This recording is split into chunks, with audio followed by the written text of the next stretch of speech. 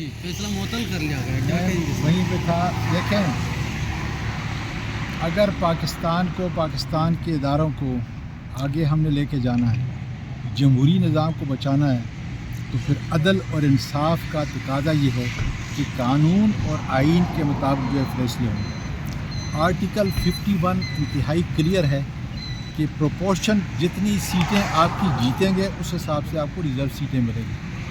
اور میرا خیال ہے کہ فیصل صدیقی صاحب نے بڑی زبردست بات کی تھی کہ جس کو 4 سیٹیں ملنی تھیں اس کو 10 سیٹیں جو ہیں دے دی گئی.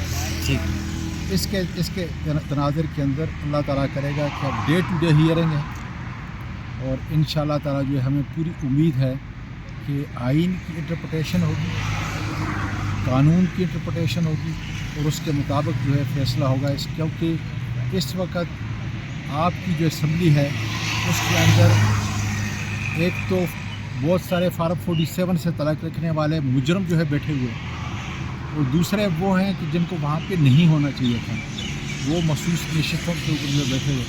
اور آپ KPK کا دیکھ لیں کہ سینٹ جو ہے معطل ہے اس وقت وہاں پہ. میں خود اس کا امیدوار ہوں لیکن اس وقت معطل ہے. ان سارے چیزوں کو حل کرنے کے لیے اس وقت ایک آئینی تعطل پیدا ہو چکا ہے. اس کو ہونے کے لیے میرا یہ خیال ہے کہ بڑی اچھی پیش رفت ہو رہی ہے. ابھی پتہ نہیں فیصلہ ہمارے حق میں آئے گا یا خلاف آئے گا، لیکن قانون کی جو پیچیدگیاں ہیں، آئین کی جو مینڈیٹ ہے، اس کا احترام ضرور ہوگا. سر یہ بتائے گا کہ اگر چیف جسٹس قاضی فائز عیسیٰ صاحب ایکسٹینشن لے لیتے ہیں تو پھر تحریک انصاف کی کو تباہی ہوگی، سننے عدلیہ کی تباہی ہوگی.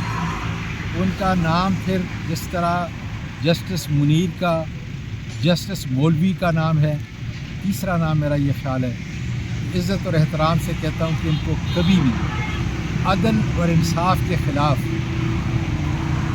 قانون کا قتل اور آئین کا قتل نہیں کرنا چاہیے اپنی ذات کے لیے. تو میں مشورہ دیتا ہوں قاضی فائز عیسیٰ صاحب کو، یہ پیش رفت ہو رہی ہے، ججز کے تقرری کے اندر جو ہے کچھ امینڈمنٹ لے کے آ رہے ہیں، ان ساروں کا کلا کما کرنا ہے، اس لیے کہ آپ ملک کے سب سے بڑے جج اور سب سے بڑے قاضی ہیں. بہت شکریہ.